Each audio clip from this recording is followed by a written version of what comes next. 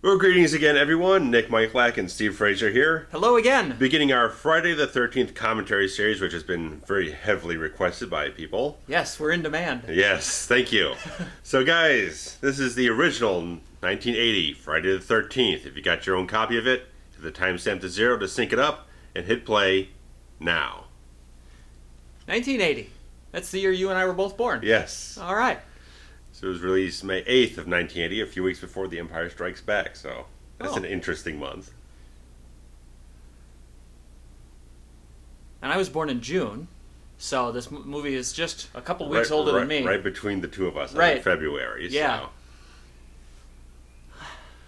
So. You ever try to take a picture of a moon, like with your cell phone or something? Doesn't work nothing. out. No go. No. If anybody has ever tried it, it's impossible. No. You can't do it. No. They always look so great, and then you're like, why can't I get this to turn out? Yeah. 1958.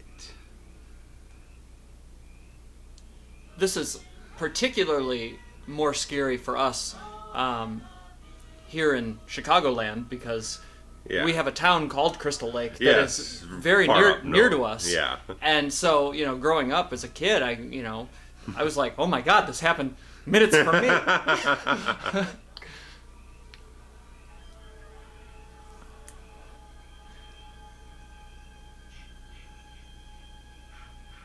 We get the iconic sound effects here just, seconds into the film. Yes, Harry Manfredini's wonderful score and his interesting synthesizer use here.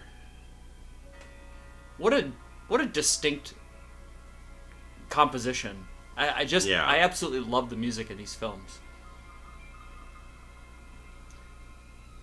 Yeah, something that it kind of grew on me over time. It's like at first I didn't like it because it felt a little obvious whatnot, but I've really kind of enjoyed the nuance of it over time. I feel like it changes just enough. Yeah. Like you can do a lot of sounds that sound like this.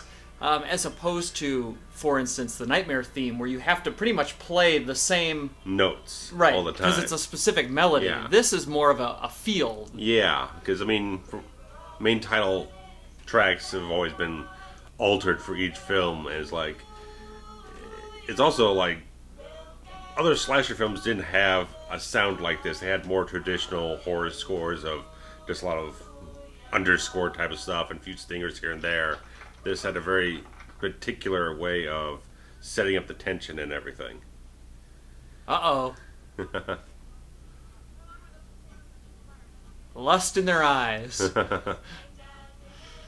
Death in their future. Oh, yeah. Did you ever do like a summer camp kind of business? No. No? No, never did. I did, but it wasn't like this, where you go away to camp, quote unquote. It was more of a glorified babysitting. There was like a weekend or something like that. I don't know. It was junior high. Whatever sure. It was. There was something.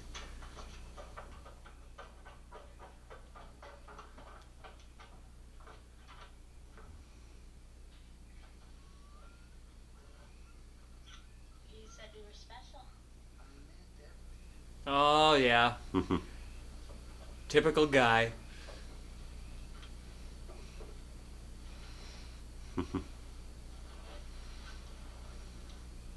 This kind of sets the tone, really. That, fornication is just awful. If you just, anybody that does this kind of thing, look out. And the point of view shots are really cool, too. It's a little taken from Halloween, from the opening of Halloween. You're seeing through the killer's eyes, giving you a sense of mystery.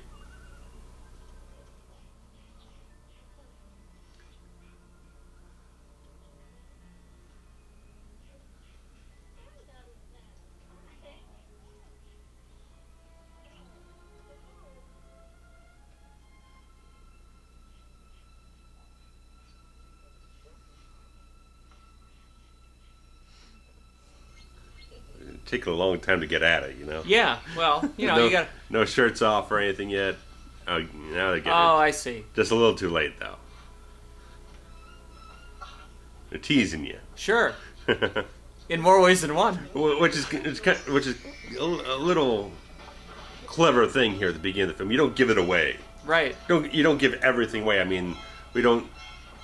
The kill's a little tamed down. We don't get the full on sexiness or whatnot. They're gonna leave you something for later to kind of build on. Don't just shoot it all out at once. Brillo pads she just threw at her.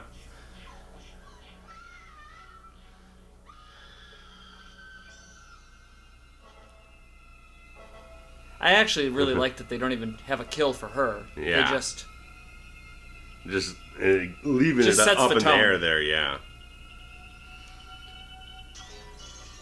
What a cool effect that is.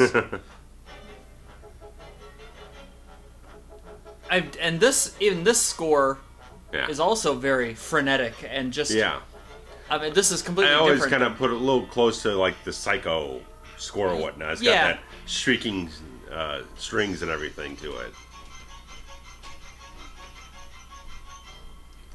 I guess Manfred Dean worked with Sean Cunningham on his previous films, which were much more family films. Right. And I've always kind of... There he is. Yeah. I always kind of had this odd link between Friday the 13th and Phantasm, because both Sean Cunningham and Don Coscarelli had done like family films before this, but then kind of jumped into horror to get something that had a lot of traction for them. Right. But Sean Cunningham just went along with things to get was much more smart about the marketing to get financing and everything, putting ads in trade papers or whatnot, like Variety whatnot, to just kind of punch up interest to get some investors into the film to really fund it very well. Friday, June 13th. The present. Which is now subjective. Right. The present. Right.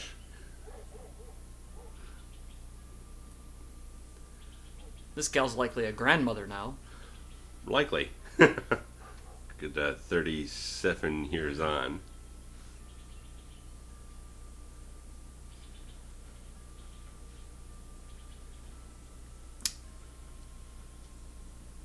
It's kind of interesting seeing this stuff because, I mean, in the later films, very rarely we ever actually see one of the towns or whatnot. This is not Crystal Lake yet, but because it's like further down the road, but you don't tend to see that the neighborhoods or whatnot. It's usually just in the forest, and that's what you deal with. Hey, hi, boy. You speak English? How far is it to Camp Crystal Lake? That's far, huh? Aw. Okie dokie. See you later. I agree, and I actually was just trying to go in my mind through some of the other films, and I don't. You're right. I don't know if there is a one. I think like well, maybe Jason Lives has stuff because you got the police station, everything that going in, and 3 when they go into the gas station, the gas station in the market. Yeah, but this is like actual town. Yeah, this feels like a regular American town type of thing. New England town, run down a little bit, but it's got the charm to it. It's shot in New Jersey. Sure. I love this ambiance when, you know, like you hear the record screech and the music stops and everybody turns.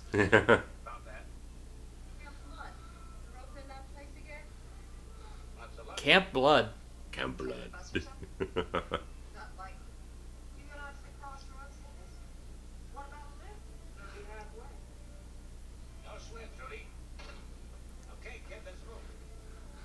Name's Annie. All right, Annie, let's go. Annie's kind of cute. Yeah. I find it interesting that the nickname for Crystal Lake is Camp Blood when there were 2 people that died. Like, well, imagine what it's going to be nicknamed later.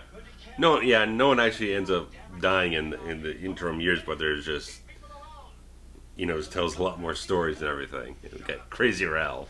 Right. Prophet of Doom. That's one of the more famous lines of the whole series, actually. Mm-hmm. Old Crazy Ralph. There's an always a favorite of mine as a child. There was an old Friday the 13th message forum back in like the late 90s. One of the most famous guys on there was like, he called himself Crazy Ralph. I like it. I like it.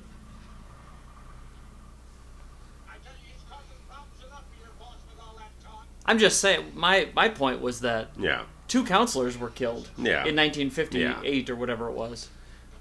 Like, is that enough? I guess maybe by the standards of the 50s, that would have been a big enough news story to warrant calling it Camp Blood. But I mean, after like part 4, like now it's Camp Blood. I mean, Camp Bloodbath. Camp right. Because you know, it's here. You know, he talks about like there's someone poisoned the water and burned down some places, whatnot. No one actually died in the last, what was it, 28, 22 years? Sure. I'll be cooking for a few kids with 10 staff. Campers will mostly be like inner city children. I mean about what happened. Here we get some good exposition. Yeah, you gotta lay it out.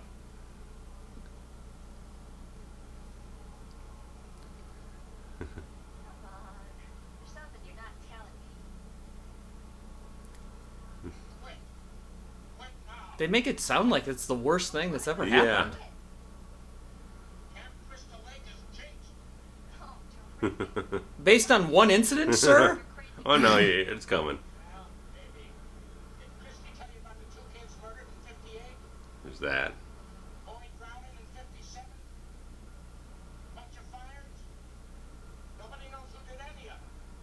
In 1962, they was gonna open up. The water was bad. Yeah, so Oh. he's laying out I a see. sense of a legacy of a curse going on. $25,000. And for what? Ask anybody. I like this guy. Yeah, Quit. it's pretty solid. Young kids. No one off. It's like my niece. Heads full of rocks. You're an American original. American original. The whole idea of getting in the truck with a stranger Not afraid of ghosts. It is, is a lot different today. yeah. Yeah, I mean, I would assume that this hitchhiking concept is pretty normal back then. Yeah. I mean, nice touch to have the cemetery here. Take care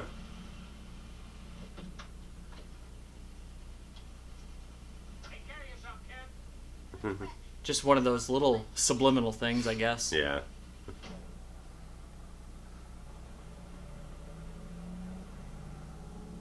It does say Hope, New Jersey right on there. Oh yeah. And his truck also said New Jersey. So I don't know if they tell you in the story where... They never actually explicitly stated, but a lot of fans have placed it Camp Crystal Lake in New Jersey. Well, the actual camp that they filmed at was in Camp Nobi's Bosco or something, yeah. And I thought that was in New York, like upstate New York. But I could be wrong. I think they kept it all in the same like 3 towns in Jersey. There's Kevin Bacon, Chicago born. Sure. A national treasure, Kevin Yes. Bacon. And I don't think this was actually his very first film, but it was like It might first be like, 3. Might be his like first majorly distributed Speaking role one. or something, yeah. Banjo music, and I don't tend Sure. to remember that too much. I don't think Manfredini did that. I know, I'm sure they. There's the iconic Crystal Lake sign. Yes. He shows up in like almost every film. And that totem pole. Yeah. Good lord. That's a bit dated indeed. Which actually, I believe, sat outside the real Boy Scout. There's a Boy Scout camp. Oh, okay. So, and from what I understand, they are extremely private and do not want people coming around because Yeah. the camp still exists. Yeah. They And- don't invite visitors. No. No. And I want to say was within the last 5 years they opened up for like a one-time deal to let people come in and spend the night and Okay. Like a weekend type of thing Yeah. or something. Yeah.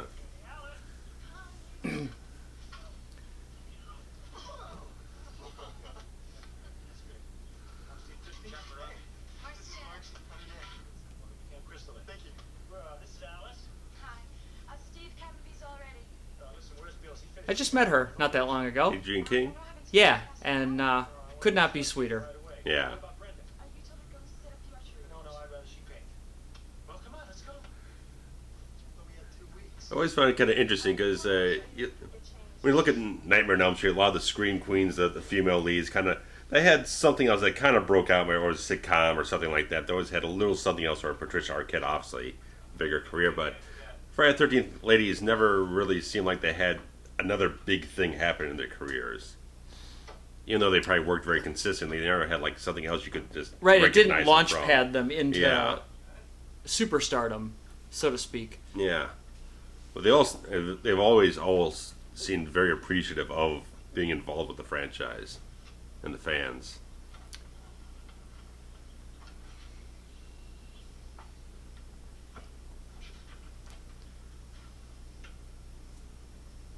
I could never get over the fact that he's wearing the bandana around his neck. Yeah, looks like something from the Village People or something. I wish I had more time to do it.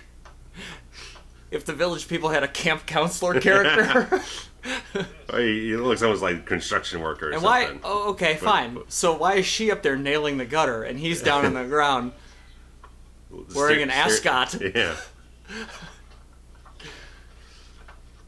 Very talented. Very pretty. Oh dear. Creeping on you. This really isn't your cup of tea, is it? Particular reason?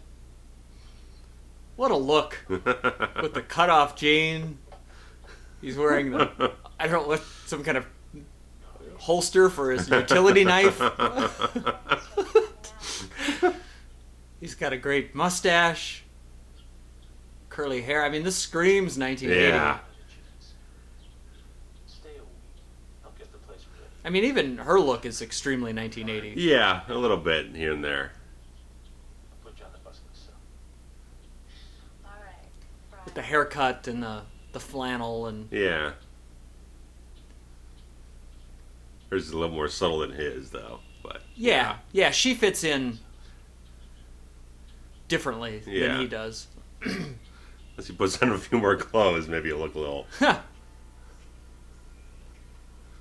And here again, we've got this point of view shot Mm-hmm. to make you, think somebody's watching. Yeah.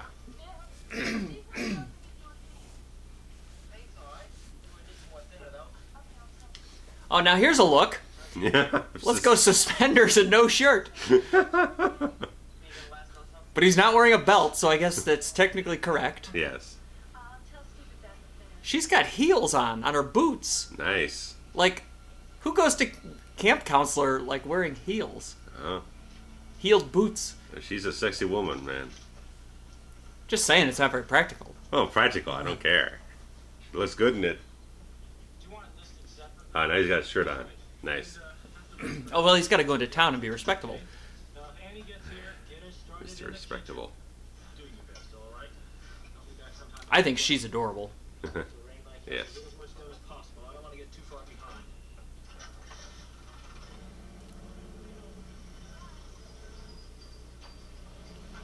In neglected dimension of downtown, they call this place The suspenders guy looks like he should have a comedy act or something. You know? Absolutely. Like Gallagher or something. Right.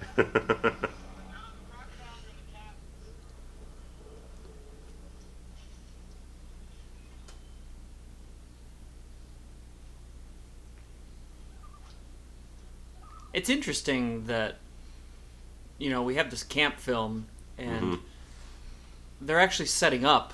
Like, they said it was 2 weeks away before the campers even get there. Mhm. I just find it so interesting that, Mhm. look out. Are you crazy? But I don't know. It's just it's kind of counterintuitive. You think, it's going to be somebody killing kids at the camp, Yeah. but it's not actually. It's Yeah. Trying to stop it before it ever actually opens. that Right. Thing. Yeah.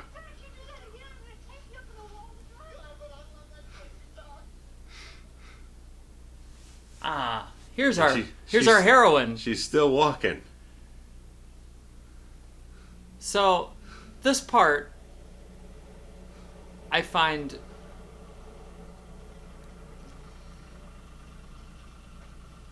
I find this kind of a flawed situation right now. Because, well, as we both know, Mm-hmm. we've set this film up now, and they've kind of made you think that this Annie character is going to be our heroine. Maybe, yeah. And, first one we get introduced to. And as you may or may not recall, she doesn't make it very far. No. But this person who is going to kill her is, we just spent some time at the camp doing point of view shots as if that person were watching what's going on at the camp. Misdirection going on from the filmmaking standpoint. And so now we have the person driving a Jeep. So also point of view camera shots. Unless the misdirection is to insinuate that Mr. Christie, who was driving a Jeep when he left camp... That can also be a misdirection, yeah. That maybe it's him that's here. We play some music. Mm-hmm. Isn't it crazy how just adding the music suddenly... Yeah, like if the music were gone, the situation. It would just still be a conversation. Yeah.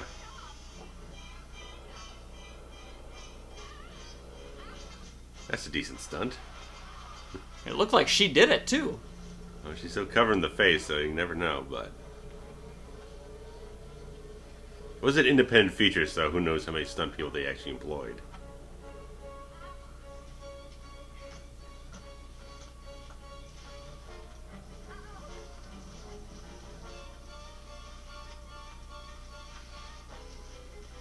I never really put two and two together like you had suggested with the Psycho theme. Yeah. I never really thought about it. Yeah. But now that you say that... Yeah. It definitely shows its head on and all of that, yeah.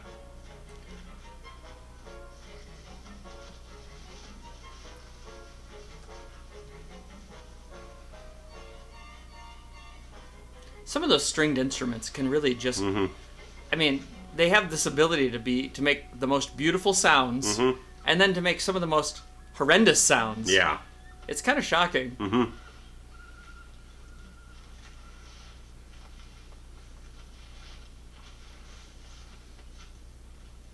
Running through the woods. It's probably the same little patch of woods. They just filmed it from a bunch of different angles. Yeah.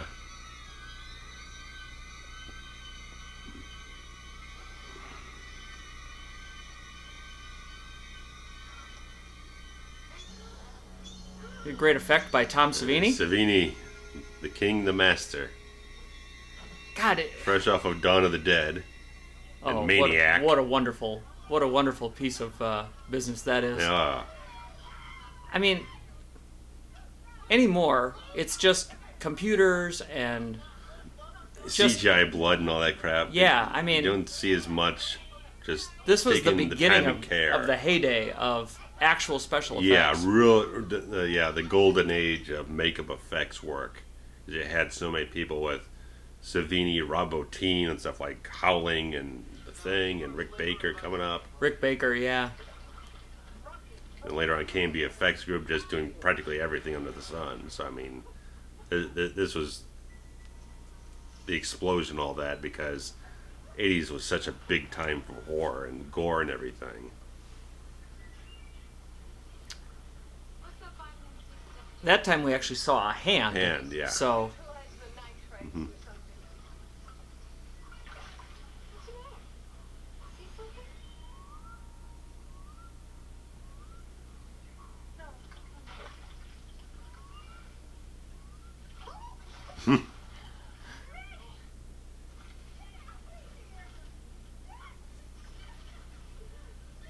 From this side, it's like wide open. Yeah. You can see right through the trees. Yeah. But from their point of view, it was like heavily wooded. And shadowed and everything, yeah. Probably because they shot like 2 or 3 hours apart, so all the sun shifted over. Oh, something's wrong with Ned. Them Speedos. Kevin Bacon's running. A terrible dive. He landed with his knees first. Yeah. They're not going to win any Olympic medals with that.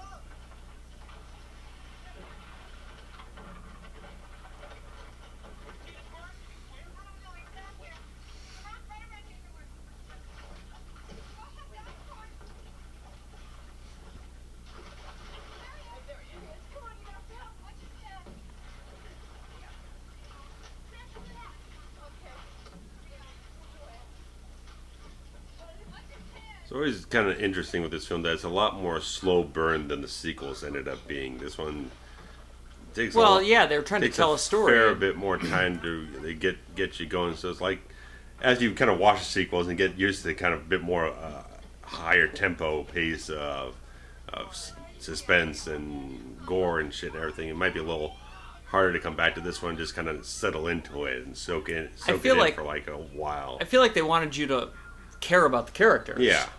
You know, in some of the future ones, the whole point of them was to just kill people off. So you didn't even need to know about them. You were more interested in how they were going to die. Some of the sequels end up pulling a lot more stereotypical thin characters. It's just like, oh well. And this one, that doesn't get you far enough. There wasn't a plan for a sequel. No, it's just like, let's make a film so we can get some traction going.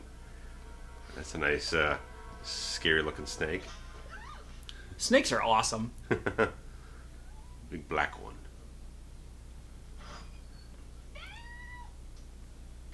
Oh, machete. Oh, our first machete of the franchise. And it's gone.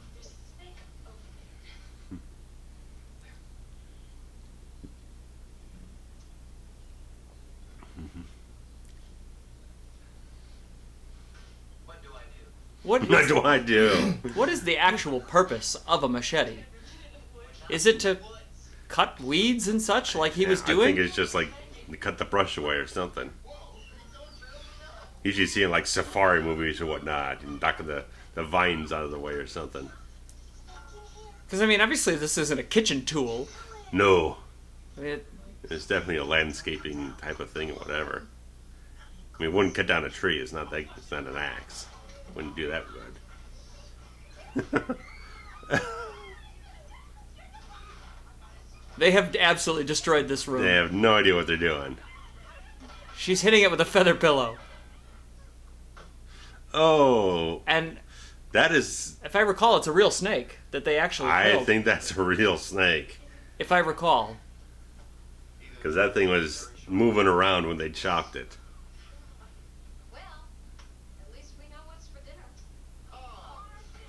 Now that was a good pillow shot.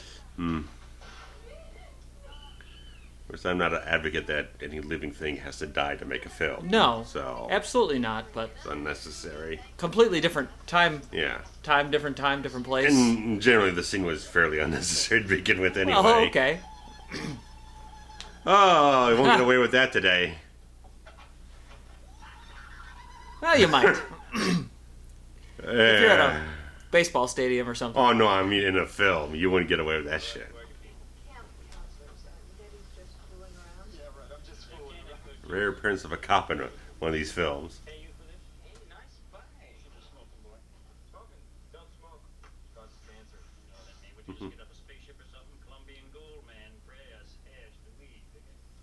Dig it? Did he say dig it? Why does this... The cop enters private property to question them about what's going on? I don't know. Ah. There's no crazy people around here, right? I told you to sit on it, Tonto. Tonto.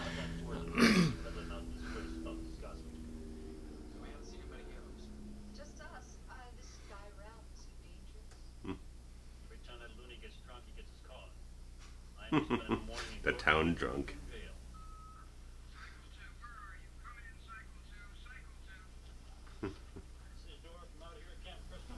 I was surprised a small little town like this actually has a motorcycle cop. It might be their only cop. I don't know.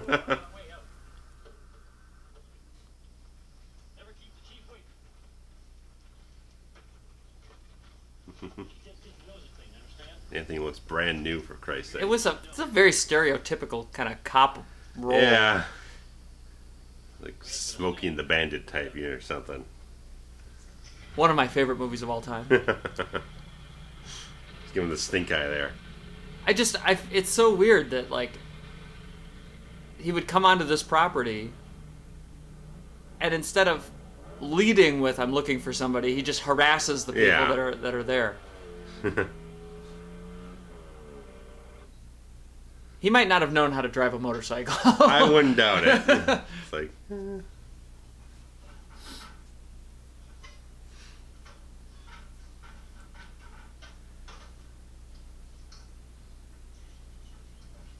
They have a KitchenAid mixer in this thing?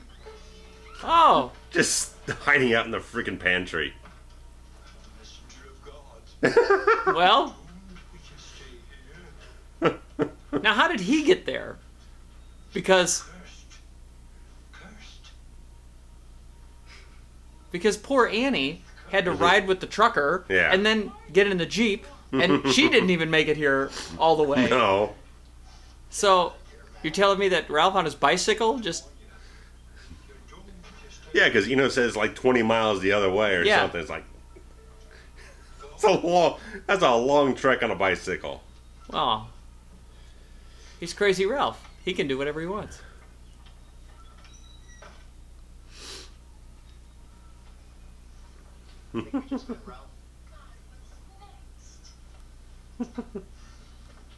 What's next? Well, he parked his bike right outside. Nobody saw it. And again, he just hides in the pantry for no reason. I'm just waiting for someone to come here and open it up so I can warn them about the death curse. You're all doomed. I guess more misdirection to make you think that maybe Crazy Ralph could be the killer. He could be the killer. But then they kind of blow that away because he's riding a bicycle. And he wasn't driving the Jeep. He wasn't driving the Jeep. Yeah.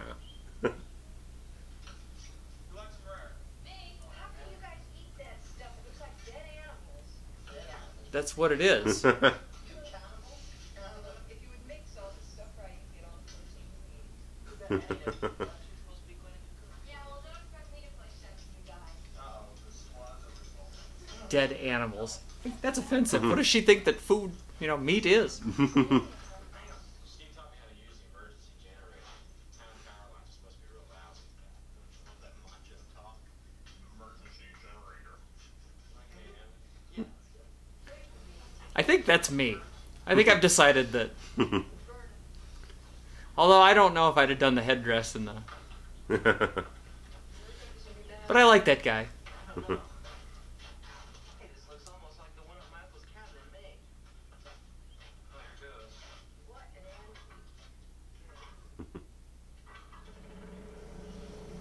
It's June in New Jersey, and everyone has jeans and long sleeves on.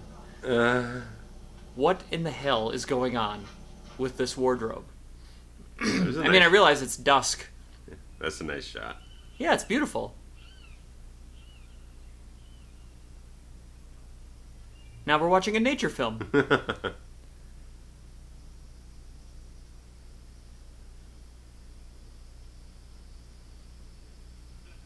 It's Dirty Dancing now.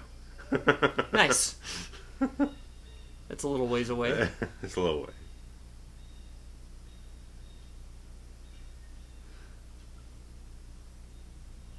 Isn't it crazy to think that this is 1980, and in just 4-ish short years, Footloose would come out and break this dude open. I'm megastar. Megastar. Aw, poor guy. Everyone's got a girl except him. It's like he's wearing a generic Miami Dolphins jersey. Yeah, I'm pretty sure. I'm not familiar with the early 80s Dolphins, so No. I couldn't tell you if number 88 was a real person or... Yeah. That's a very interesting figure that just walked in, because Yeah, it didn't look like...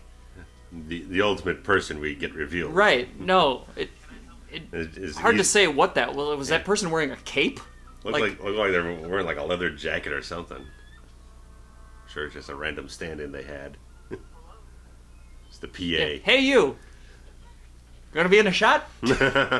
Okay. Wind's come up. Shifted a good 180 degrees. Weatherman Kevin Oh, Bacon. sure. I don't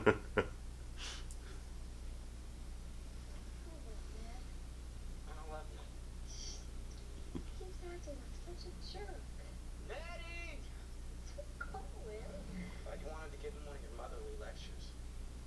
They are really doing a number here to get us to care about the different people.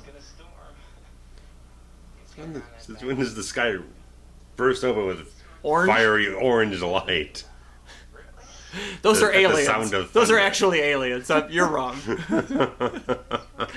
Oh, it's fire in the sky now. It's raining really hard. It sounds like pebbles when it hits the ground. I can hear it. This is I try to block out a thing that happens actually in almost every one of these films Mm. louder. that they've set the precedent for right here is this reflective, dramatic memory of something that happened. There's especially in part 3. Yeah, I mean, part 3, part 8 at least. Yeah. It's just a dream. and in this case it was a dream, but still. Oh, This is no dream. Put the wrong filter on the lights. that didn't look like a storm cloud either. No. I mean, this looks better. You can tell the wind Yeah. is picked up. There's nice white caps. Mm-hmm.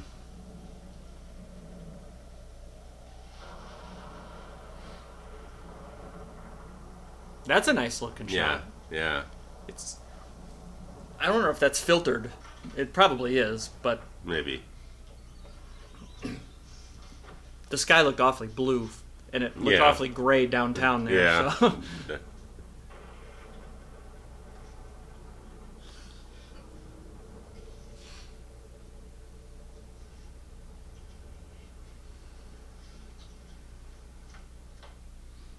Well, it must be about that time.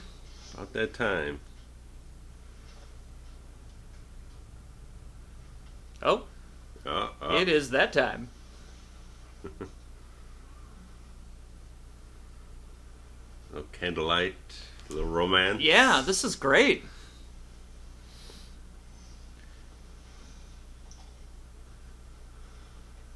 Kevin Bacon's wearing 9 layers. She's not even wearing a bra. No. That's support garments for you. You know, I don't think bras were all that popular in 1980. Probably not. I will say that Kevin Bacon has worn a tank top such as this in perhaps every one of his films. Close to it. He's always kept himself in shape. Oh, yeah. He's probably about as thin And now he's- as he was back then, or even more so. Yeah, I'd say he's more toned now. I mean, Yeah. he's definitely looks good here. He's got great skin, actually. Yeah.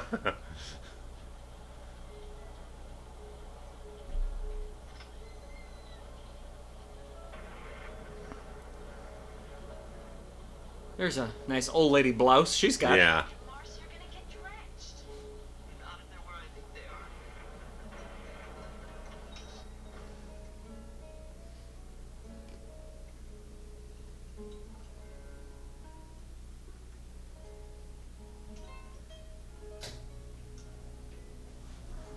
I'm not a big fan of the classical guitar. Yeah. You know, the nylon string sound. Yeah. Doesn't do it for me.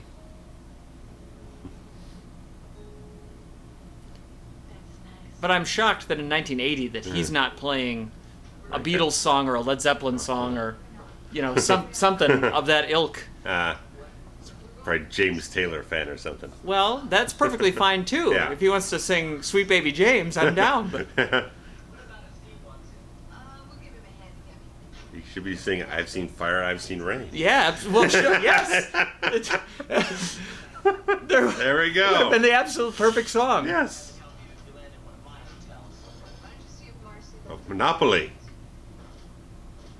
When was the last time you played a game of Monopoly? Oh, I couldn't tell you. It might have been, it might be 10 years since I've played Monopoly, and I love Monopoly, but Monopoly's a commitment. Yeah. Like, you really need to dedicate yourself, A fair amount of rules to follow. Yeah. and it just takes so long. Yeah.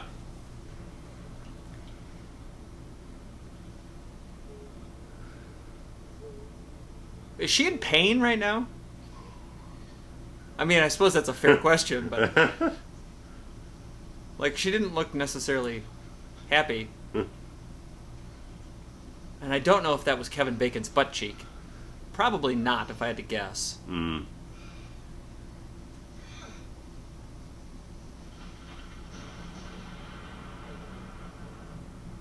Oh, there you go. That is awesome. And you know what's also awesome is that we didn't have to see it. Yeah. Like, it's just revealed itself, and kind of following that Halloween mentality of what you don't see is scarier than what you do. Yeah, sometimes. Is it Red Stripe beer? I'm not a beer guy, so I don't know. No. I'm completely guessing. I just know that I think that came in a bottle such as that. Yeah, they're probably being careful not to show the brand name too much. There's the unnatural cupping of the boobs Yeah, so that it's she like- doesn't have a breast shot. Yeah. You know. Oh, well. Oh, well, maybe. All right. Yeah. So now that's just Kevin Bacon being gropey. Okay. So he's getting Clearly doesn't- getting a little for himself before, His demise. yeah. Like I got like 40 seconds of screen time left. Give me something. Here. Right.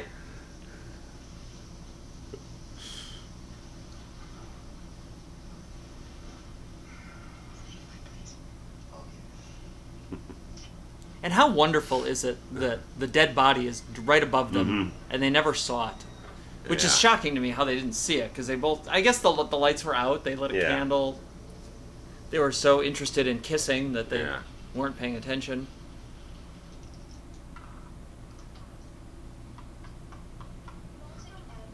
No one ever lands on board.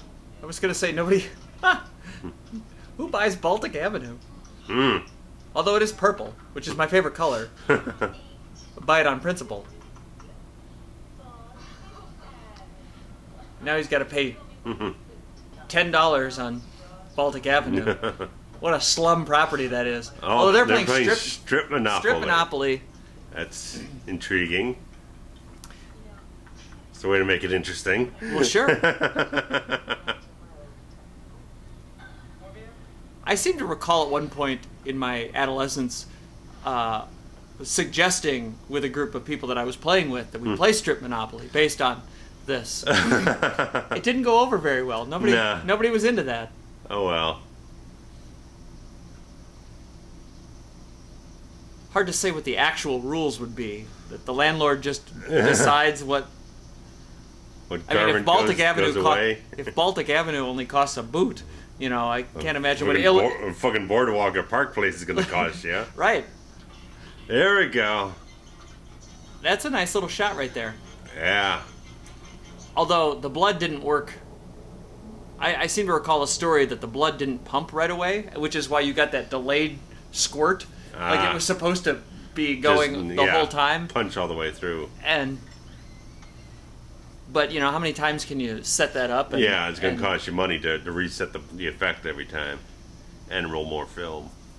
Yeah, people don't give enough credit to how expensive film was. Mm-hmm. I mean, because you loaded a cartridge, and it only ran for like 30 minutes or something. Something in that range, yeah. And then, you know, like if there was a blooper or, you know, like cut and started over, that kind of thing, like you might not even get a whole scene.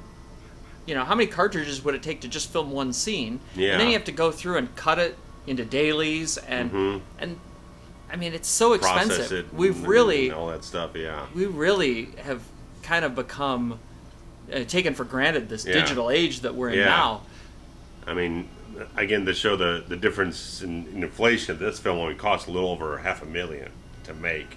You could not make this film on this quality with film today on that kind of money. No. You'd have to be like at least double that budget, if not like $1.5 million, $2 million at least. And I'd be willing to bet that 20% of the budget is just on supplies to shoot the thing. Yeah. The You know, lighting, all lighting that kind of and stuff. film, Generate, and camera. and plus they're in the middle of nowhere. They got to have generators To run the stuff, yeah.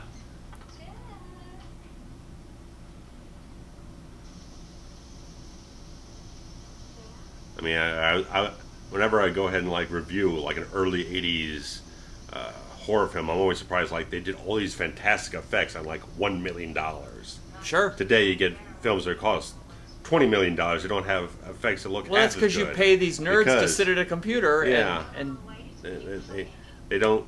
They use one tool instead of using the full array of tools to get the best effect possible. They just like just slap something together because it can do the job in one shot. It's like, well, sometimes if you employ the right people and they know the craft well enough, you can put together some great stuff. Yeah, it's definitely more of a team sport back then. Yeah. You know, and everybody kind of had a specialty, and when you put the right people together, Yeah. this magic happened. Mm-hmm. And Tom Savini was a big damn part of a lot of the magic that happened. Yeah, I mean, when you needed gore in the 80s, he was so much the guy to go for. Because, I mean, again, he did Maniac, he did The Burning, he did Day of the Dead. I mean, he was the rock star of makeup effects guy. Right, especially by the time this came out, he was pretty much by himself on the Mount Rushmore. Yeah. You know, Rick Baker, too, Yeah. who came along about the Yeah. same time. Yeah. You know, and it wasn't until a little later on that we got people like Nicotero Yeah. and those guys. But Yeah. still, I mean... They broke up more around Evil Dead 2, so... There's nobody today. Like, here's what's wrong with... I'm going to get out my old man, get off my lawn here. Here's what's wrong with the kids of today. Do we know the names of any special effects people now? None. None. Like, you can't go... No one of that's come up in this generation. Sure. No. You can't say, you know, oh, I'm excited to watch this movie because, you know, So-and-so... Joe Johnson is going to be doing it. Yeah. Whereas back then... Axe kill. I like the axe. I do like the axe, too. Doesn't get enough credit. And that's a great... Yeah.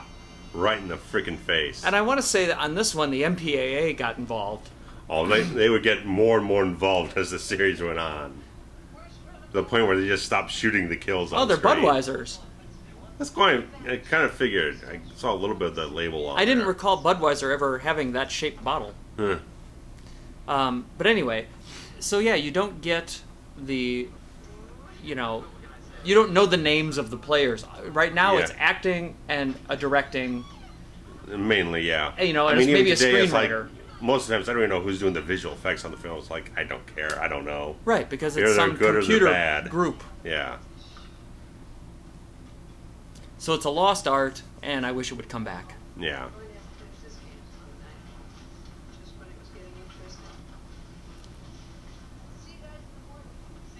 Has there ever been a game of Monopoly that somebody finished? Because usually about the third or fourth hour, you go, I give up. Oh, yeah. This is where it's like, oh, I'll see you later. I'm just going to bundle my clothes up in my hands and Right. just run off. There's money all over the floor, Ah. making it rain. 1980. Diner. There's the Jeep. Jeep. So I guess the swerve is really to put focus. Oh my God, look at this woman. Straight out of the 50s. Blairstown Diner is what Yeah. it said. I Yeah, wonder, they shot there as well in New Jersey. so I wonder if the Blairstown Diner still exists. Anybody know? I'm sure there's someone who knows one another's gone Well, out there. Look at that milkshake machine. This is wonderful. I love diners. But this woman looks like that scene where Robert Englund dressed up as the woman, the waitress.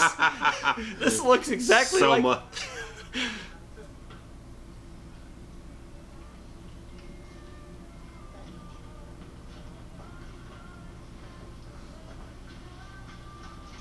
What a sweet lady. With her permanent and her bad out uniform. What's her name? Oh, I missed her name tag. Sport bar. Ice cream bar. I've never heard of a sport bar before. And again, now the cover's up on the thing, so it looks like the same Jeep from before, so... And they may have even used the same Jeep just to... Oh yeah, I'm sure cost-cutting measures. Well, right. Why buy two Jeeps? Why? Anybody got a Jeep? Oh, okay. Come on down. Yeah. Although he's pulling a hitch. Oh yeah. Oh, wait. That was the whole thing, right? He was going into town to get something or other? Yeah, yeah.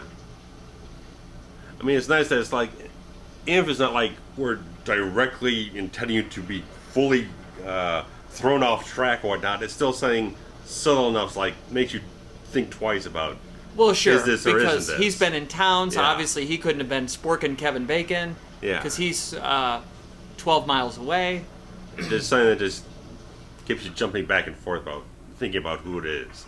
Because we've seen a few people in the film that are suspicious or whatnot, but you can't really nail it down. There's a few little things that don't quite add up to be like, well, Ralph is the killer. It works. Well, no, not really. It works. A little piece works for every person, but all the pieces don't work for any. It keeps your mind running through the mystery of the things. Like, there's a piece here, but that doesn't quite fit. But there's also a piece here that doesn't quite fit. It's like you're trying to get ahead of the film. The film is already well ahead of you without leaving a few little things behind that might throw you off. But it's nice.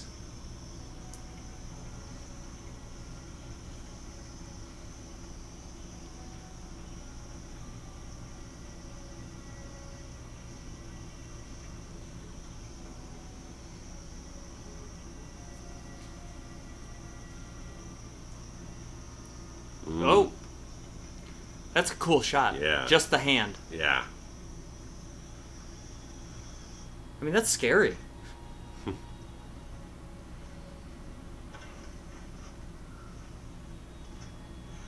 This isn't even her cabin, is it? This is like the toilet. Yeah.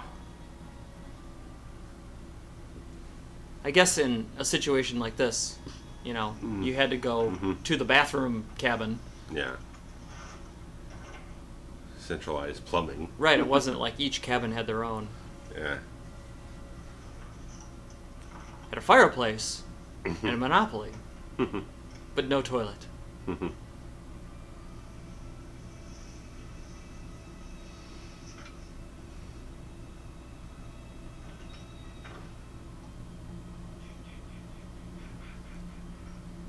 The old sound effect. And then the curtain moves a little bit there right before they cut.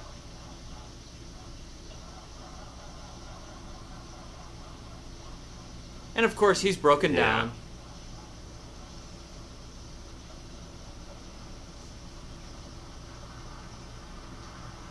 Oh, no, there's another cop.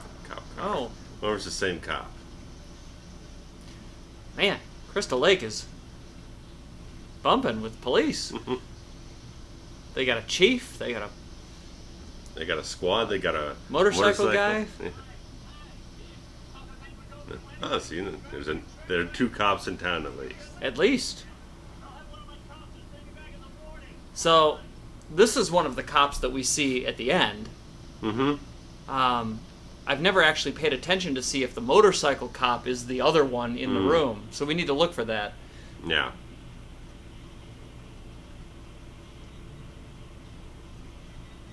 Because that was the we didn't find any boy cop. Yeah. Spoiler alert. A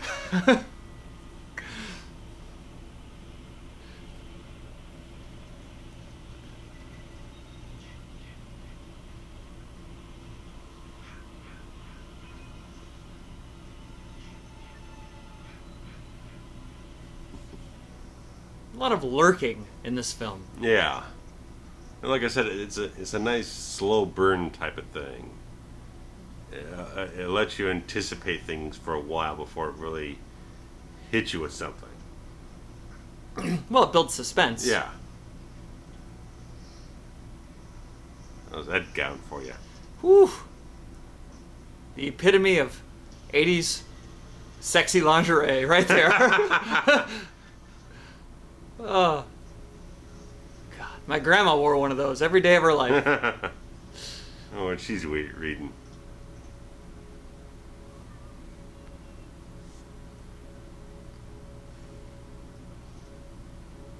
Yeah, it doesn't look like we get a shot of the book. Nah.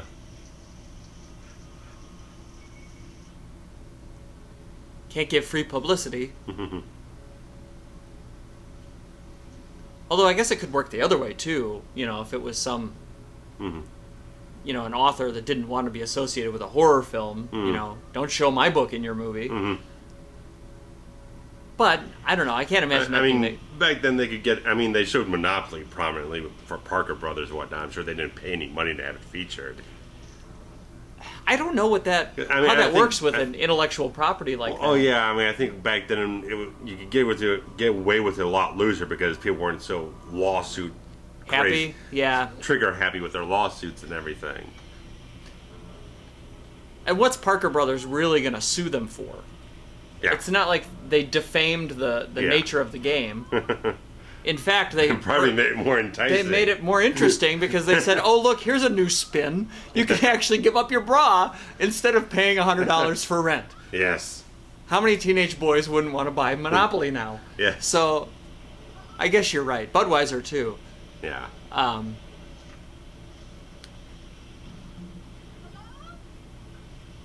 Who goes out into the woods looking for trouble?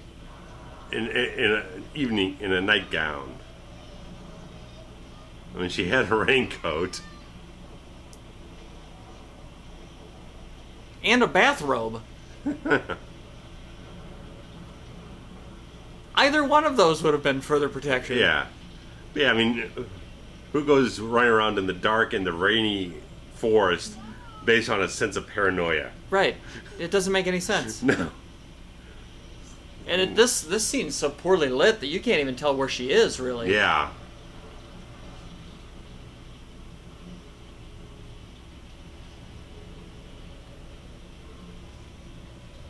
Like the flashlight, I guess they had to keep it dark so that the flashlight actually looked like something. Yeah.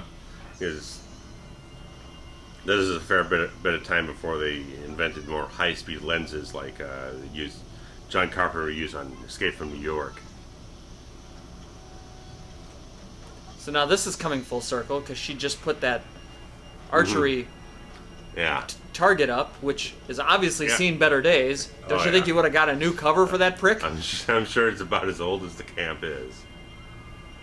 How do you even tell what's a bullseye on that sumbitch? You can't. That's embarrassing.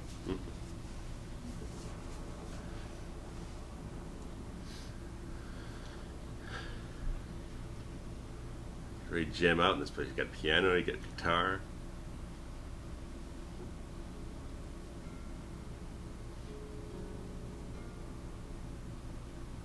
Interestingly, that progression that she just strummed is similar to the Manfredini theme.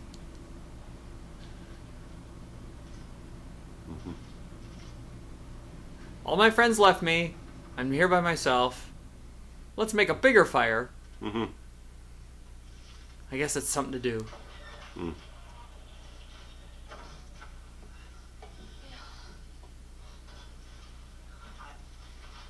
Generator's okay? I thought I heard a scream. I heard when? It sounded like Brandon. I better take a look. Yeah, and somebody turned on the lights at the archery range. I can't see anything. They're off now. I'm gonna check it out. Will? Can I come? Come on. Makes sense. Don't want to be there alone. Nice stuffed raccoon they have on the mantle. Yeah, of all the animal options that you have, that's not necessarily the best choice. Where is she? It's highly creepy. She must be with Jack and Marcy. Lois? Yeah?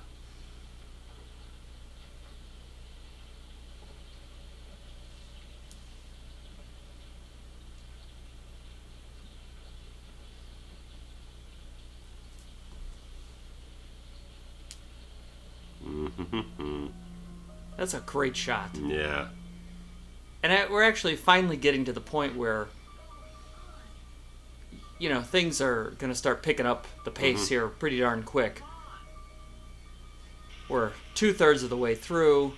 Mm-hmm.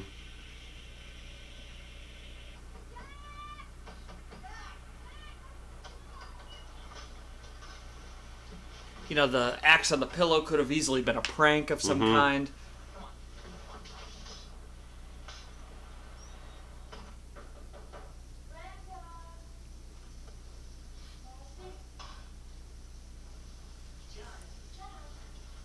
We actually have kind of an objective now. We're searching for people that Yeah. are Active participants in the plot. Right. Something amiss is happening. Yeah, because you didn't really have all that much of the traditional objective of a screenplay in the first half of this film. Yeah, just It was kind of a just let's watch people live their lives kind of thing. yeah. And it wasn't even figure out who did it because they didn't know anything was happening. right, no bodies have been found at this Yeah. point.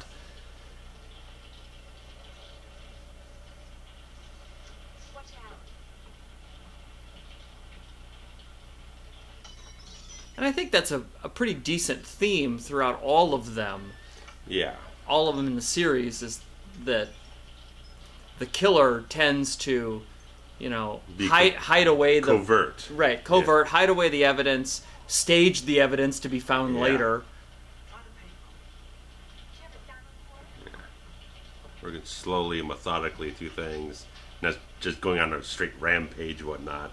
You always have a sense of cleverness with how things are laid out throughout the entire film. Someone dies, but you have the other characters find out for like another 15, 20 minutes or whatnot. So you're building suspense while the other characters... It's kind of the Hitchcock model. A little bit. Where you have just like... If you just have two people sitting at a table having a conversation, it's just a conversation. But if you reveal there's a bomb underneath the table, it takes on an entirely different complexion of tension and building suspense and everything. You have something else happening underneath the surface of everything. It creates a much more engaging film. 10 miles to the nearest crossroads. Steve will be back soon. We could use his jeep if we need to get help. Don't worry. There's probably some stupid explanation for all this. Let's watch. We'll be laughing about this tomorrow. Huh. Let's get out of the rain.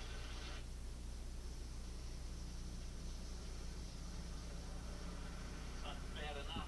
Friday the 13th. Full moon, too. Full moon on a Friday the 13th. Wow. I bet Just lock your fucking doors and Yeah, no head under the kidding. bed. Homicides, more of everything. more of everything. It upsets people. Makes them nuts. Make a science out of coincidence. Interesting. In these shots, there's no rain coming down on No. the car. Waited in. His wife was a nervous wreck till we got him home. Oh boy, that's all I need. Crazy Ralph running around. The rain stopping. Did they just insinuate that Crazy Ralph had a wife? Somebody married that son of a bitch? I want to meet her. This is Kearney. Rescue squad from Charles and White. Near mile marker 17. Possible fatal. 3, maybe more trapped. Head on. Roger, acknowledge receipt. Estimate arrival 15 minutes. Gotta go. Sorry, Steve. Sorry.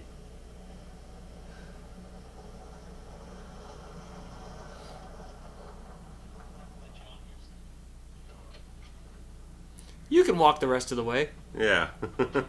In the dark, no flashlight.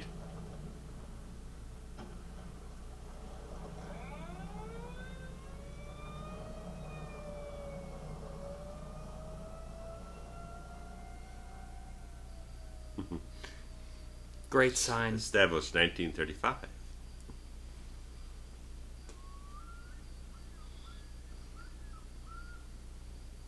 I don't care if this had been Camp Blood or not. It would be scary as shit to walk around here in the dark. Yeah. Not that you would assume that there's a murderer on the loose, but Yeah. I always like this scene. Yeah. Light in the eyes. It's nice here. He recognizes who it is. That adds something more to it. It's like, Right. okay, that gets the audience's juices going a little bit. It's like, oh, okay, is it someone we've seen before? Right.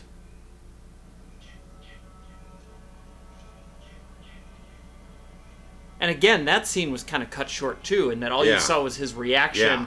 to some kind of gut shot. Yeah.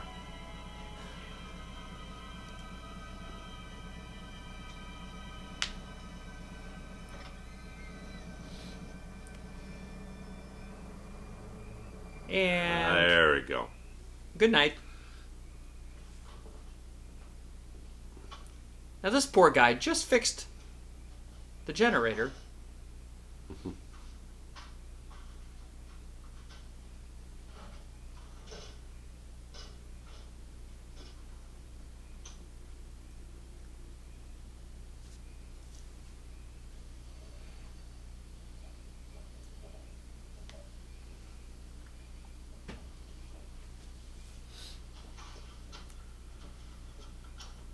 Those old Coleman lanterns are kind of a pain in the ass, but I'd imagine so. they're actually really nice. And they give off a lot more light than you'd think. What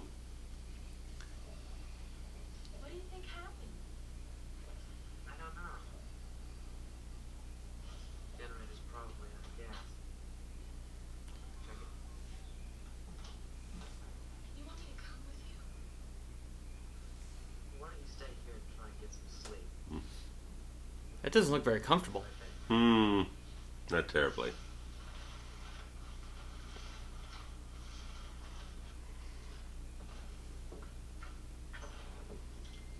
I wonder what time of day this is supposed to be.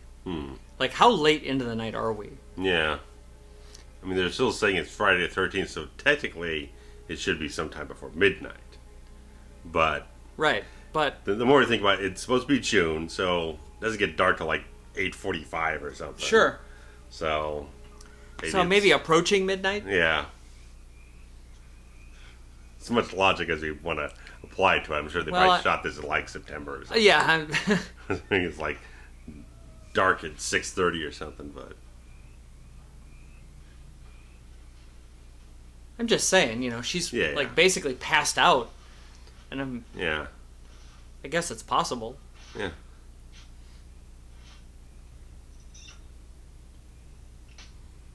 And again, it's interesting that all the events we've seen in the film have taken course over a single day.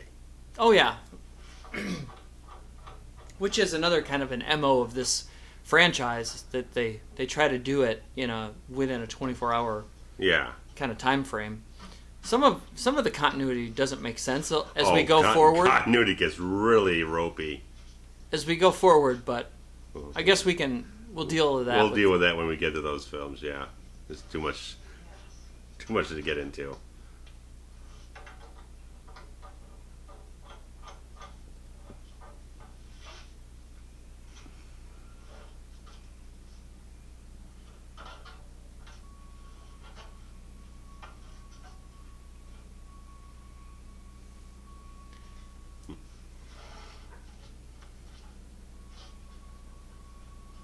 No, out of focus there. Don't have enough money to reshoot it. No.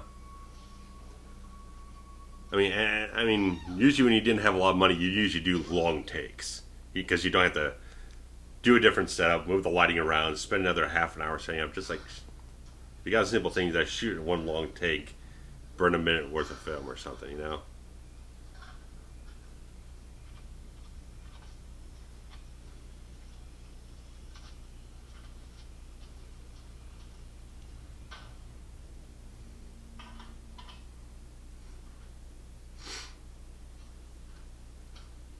This kitchen's bigger than my kitchen. There's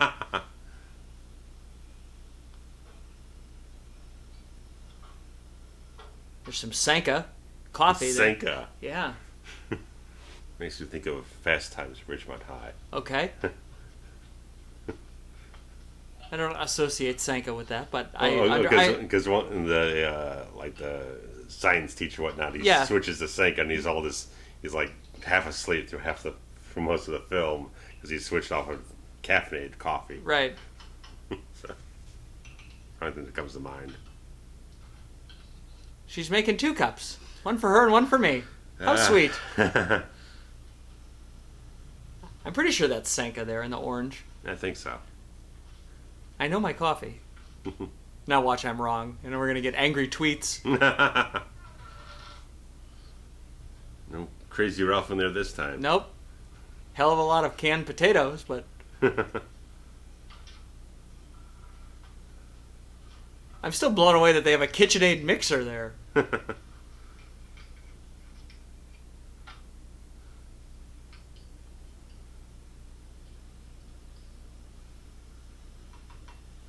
Instant coffee is so disgusting. I'm not gonna lie. Oh, maybe that's it. That she used the instant, and the Sanka has to actually be is not instant.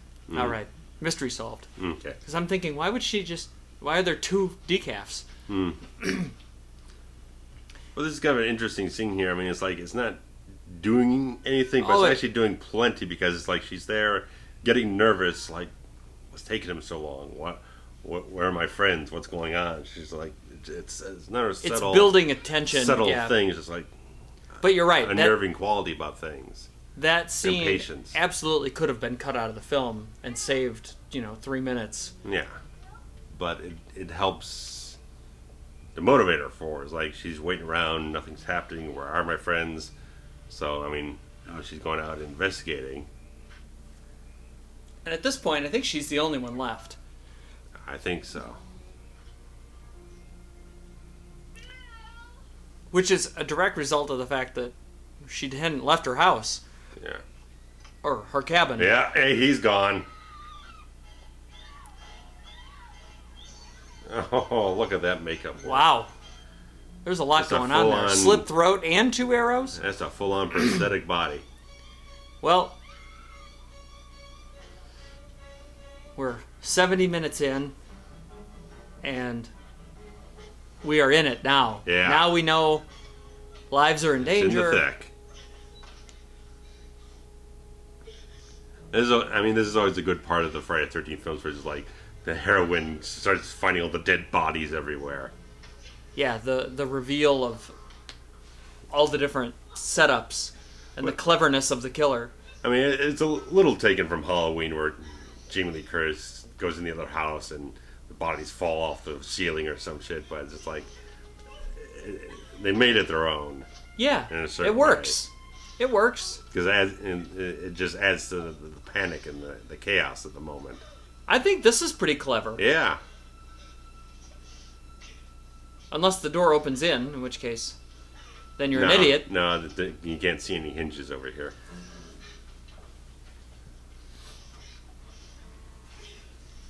That's nice.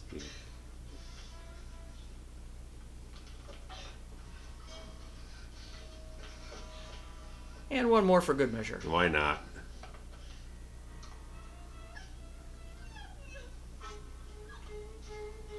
But if the door opens in Yeah. or out, then that won't matter anyway. But just to Yeah. something to stumble over if she does get it open. Yeah. And again, this is all one take, one shot type of thing. It's nicely done. Yeah, imagine if she messed it up and they had to start it from scratch on this. Like that. But I guess it makes it more realistic because she is in a panic. Yeah. Look at that old typewriter, man. Isn't it beautiful? I love Yes. typewriters. So nice antique. Oh, there's a baseball bat. And a bunch of pictures of old presidents up on top there. And a pencil sharpener. Oh man, that takes me back. In the classroom with it just hanging next to the door or something. Yeah.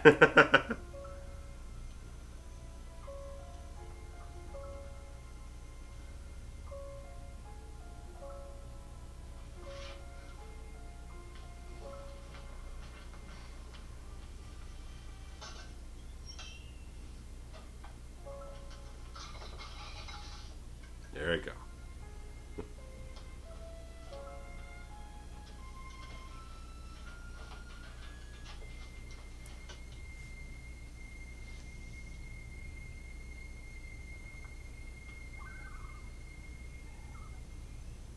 Nice sound design.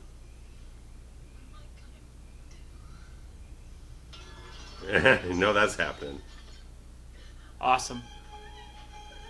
Like to break windows in this franchise, man. Yeah. I mean, even in the title, the opening credits, Yeah. they break a window. Yeah. I mean, there is something to be said about the sound of breaking glass. Yeah. Like, it elicits a dangerous. Yeah. And You know. it's like you think you're safe in this little shell of a place, then you break through the windows like, oh, there goes that. Right.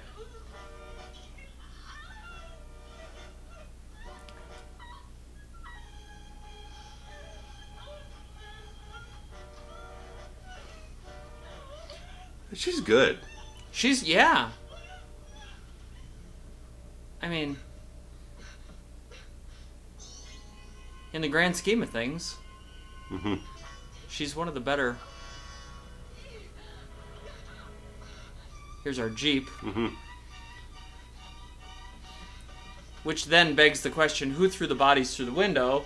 If Well, again, setting up misdirections here and there.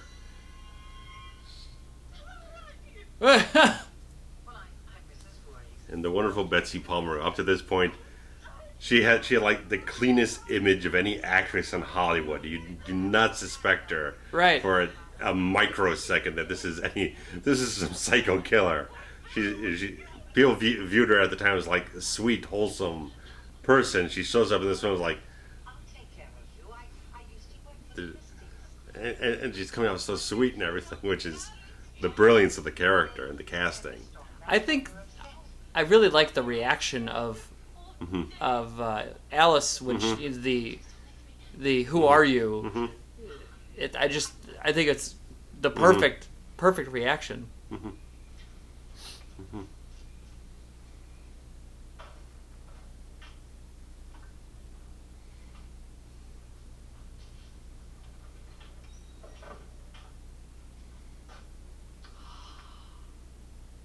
Oh my Lord.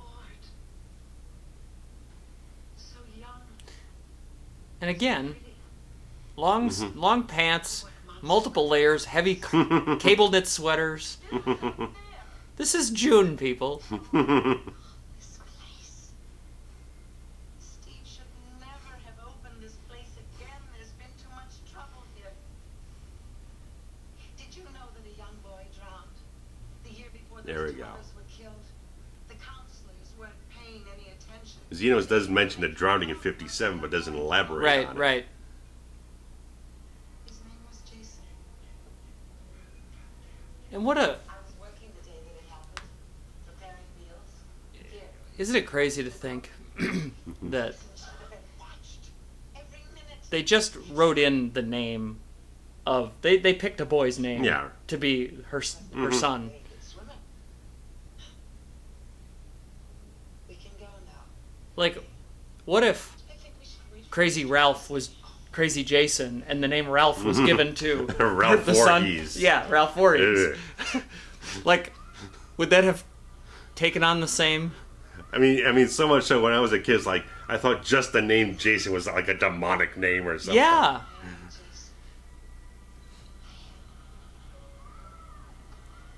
Didn't help that a lot of the guys I knew who were named Jason in like elementary school weren't the best guy. We're kind of They were the troublemakers dicks, and whatnot. yeah. I couldn't let them open this place again.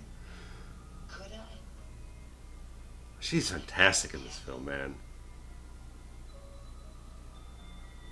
Well, she's crazy. Sweet, innocent Jason. I mean, My only child. one bit of trivia is that, I mean, so well known, but she took the film on because her Mercedes had broken down and needed to purchase a new car. She ain't phoning this shit in. She didn't do this just for, I mean, she did for a paycheck, but you can't tell from her performance. Her inflection is so, Yeah. and it really reveals how crazy she is because, Yeah. you know, she She's just associates flat out all psychotic. camp counselors with the Yeah. murderer of her son. Yeah. It's like it, And the way that she was so sweet and how she kind of stared in the distance and you could actually Yeah. see the moment when it, yeah. oh, she's still got Annie in the car. So Annie ran out in the forest. She killed her, dragged her body about like 50 yards back to the car. Yeah, that's pretty crazy. Yeah. It's like you thought you had Crazy Ralph. No. She ain't got Crazy Ralph got nothing on her. And she's only in the movie for 15 minutes. Yeah.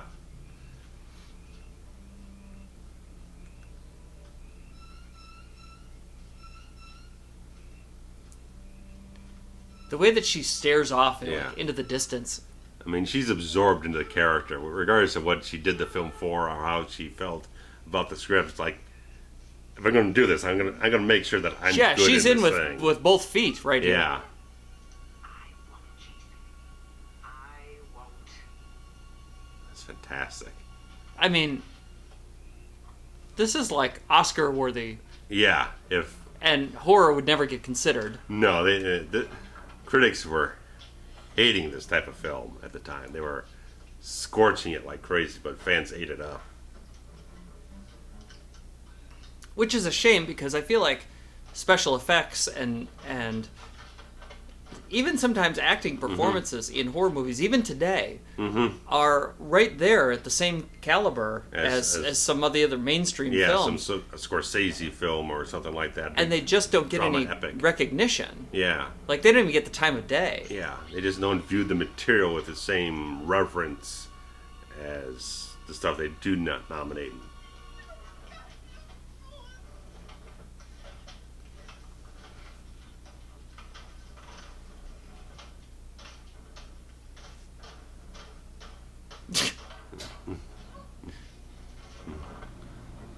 Why is a padlock on the thing anyway?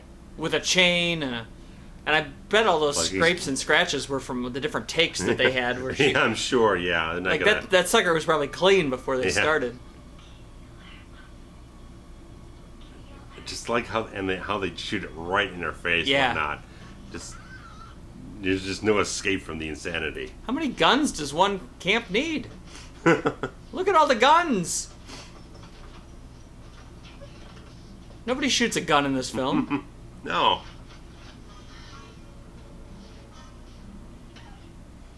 Smacking her around. Yeah, and she really hit her too. Oh yeah, I don't doubt it.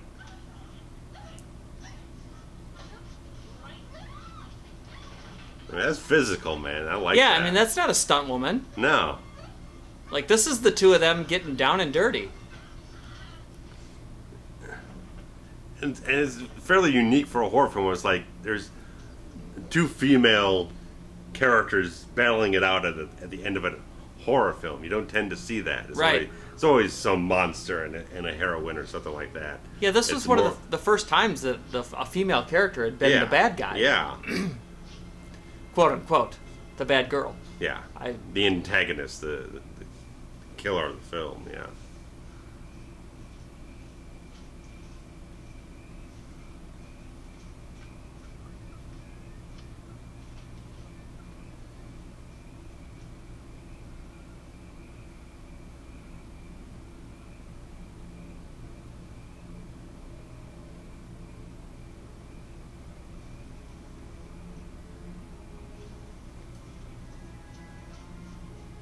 Clever. Mm-hmm. Moon again. Full moon. Full moon. Friday the 13th. Mm-hmm. That's the worst. Mm-hmm.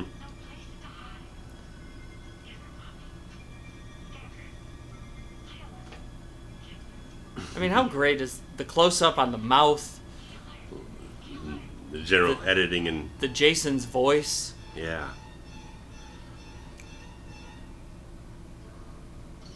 Or, I guess I should say, her inflection that is supposed to indicate Jason's voice. Sweet Brenda. Yeah. It's always kind of like the one missing cog of the franchise, like Jason's father. We never get anything about him except the name in like the ninth movie or whatnot. We never find out what happened with that relationship between them. Right. Was Jason's father also a Mongoloid and passed along that trait? Yeah. Were they still together when Jason died? Did he leave her later after she went fucking nuts? And in this age of where sequels try to explain backstory, yeah, we never got it. No, never.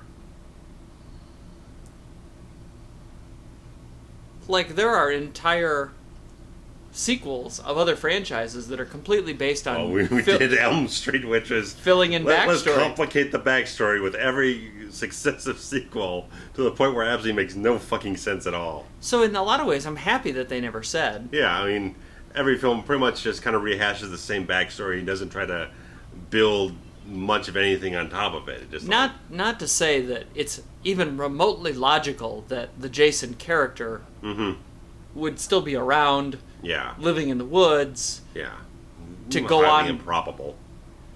Yeah. We'll get into that in part 2. Sorry, guys. Yeah, we're trailing off. We'll come back. I mean, well, this is nice. Bit of lighting what you got here, just everything. Well, especially slats. when she walked past and you saw the shadow. Yeah, just a good DP that can just work a little bit with light and shadow is always a nice thing with a horror film.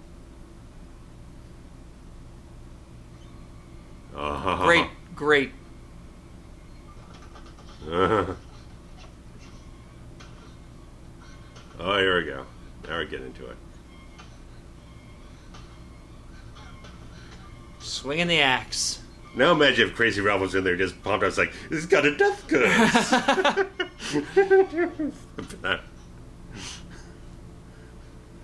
Crazy Ralph gets comeuppance in another film.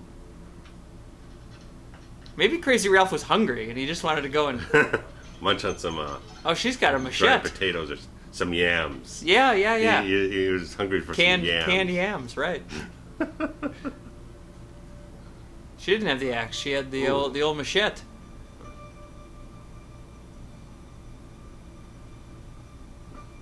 Oh, it's over.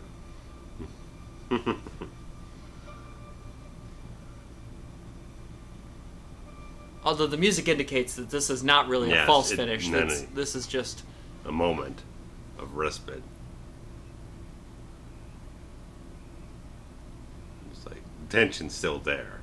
Now, why is it that she wouldn't get in the Jeep and that's what I was thinking. Drive away? Of course, Annie's still in the car. Well, but she doesn't know Annie. She doesn't have any personal relationship with Annie. Just needs to dispose of the body first, then get the car. You're telling me you couldn't drive a Jeep with a dead body in the passenger seat? If it meant you getting away? I'm just saying you'd have to physically drag the body out of the car first, then leave.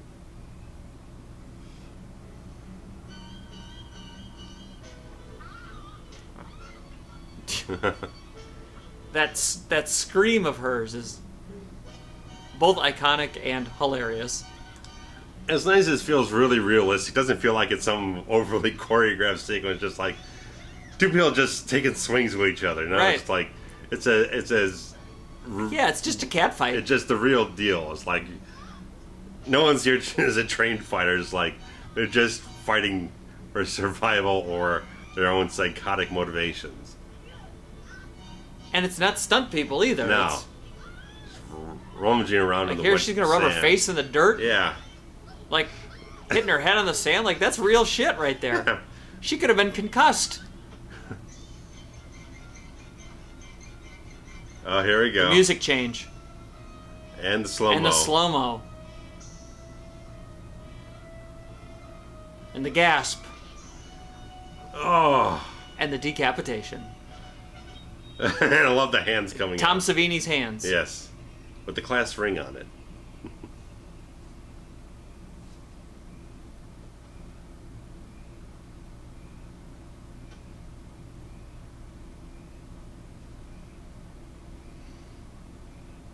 Just love that and move. that did escalate real quickly. Yeah. From like choking and, trying to stab you with an oar and slapping and rubbing my face in the sand to decapitation. Yeah.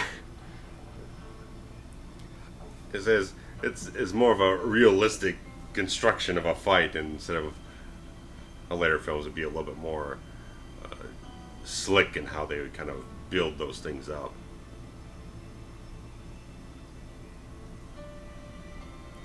This is a nice piece of music too. Yeah. And suddenly it's fall and all the leaves have changed overnight. Yeah, it's like now synthesizer music doesn't sound like anything else in the film up to this point. It's as distinct as the banjos. Yeah. Very serene. Yeah, very dreamer-like. Intentionally so. Now, who called the police? Hmm. How would they know to be there? I don't. The only thing, obviously, this is part of the dream sequence, because they were gonna bring back Steve's Jeep or whatnot the next day. I don't know.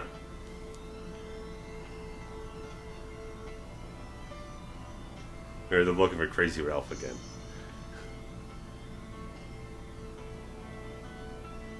That's nice. You don't hear the guy call and whatnot, just like the music, and that's it. And again, here's one of the more iconic shots of the entire Mm-hmm. franchise. Mm-hmm.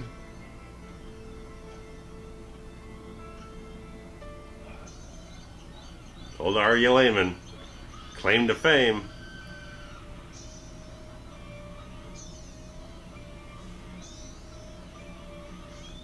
Literally 3 seconds of screen time. And he still does convention appearances, Oh, and he's a he's fiend everywhere. for it.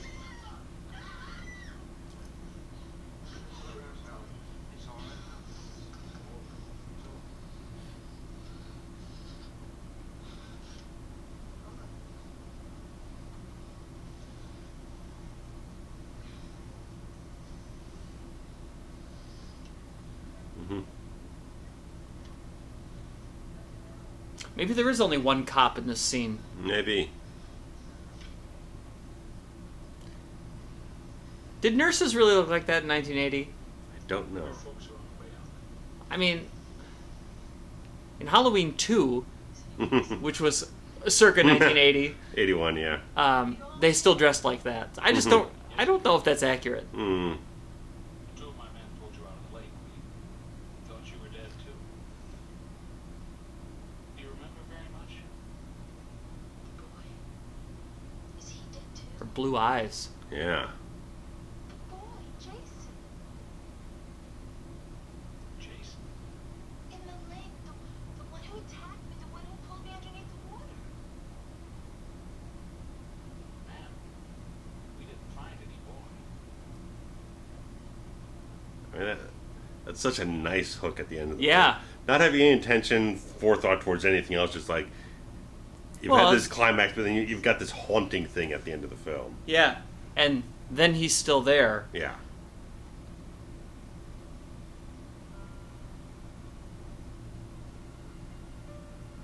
Then just right back to the lake. It's nice.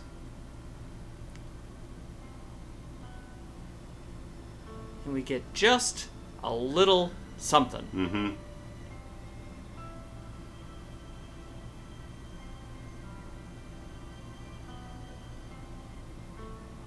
Oh, and the little ripples there. Yeah. It's just really nice touches. And the serene music as we Yeah. go into the credits. Betsy Palmer gets first billing at post show. Mhm. Actually, first billing altogether, because Mm-hmm.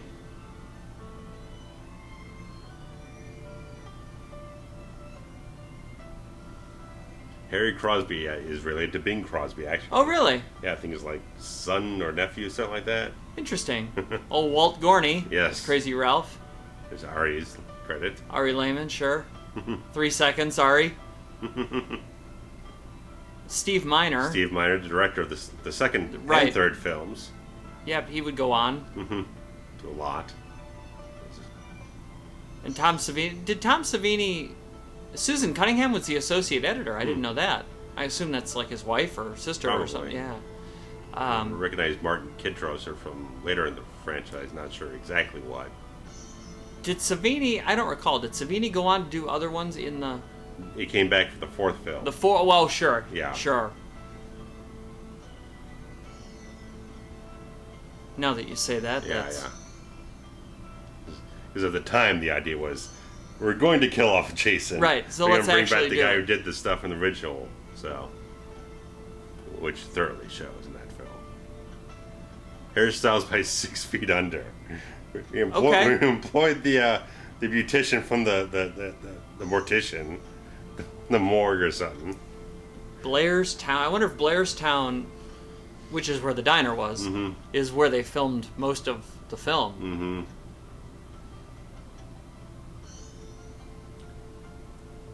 Nice short credits. Yeah, that's it. It's like a dozen people on the film. Right, or there's something. no second unit, there's no No. special effects, there's no music, it's No. just Manfredini. Yeah, Done. on a synthesizer, a couple strings, that's it. Look at that. Yeah.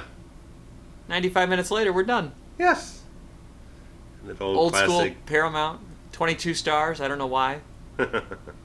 Counted them one time when I was like 10, Oh, that's cool. and then I was like, I wonder if that means something. Never figured it Probably out. doesn't. No, it's just however many fit around the damn Just thing. suit. Yeah. Suiting it.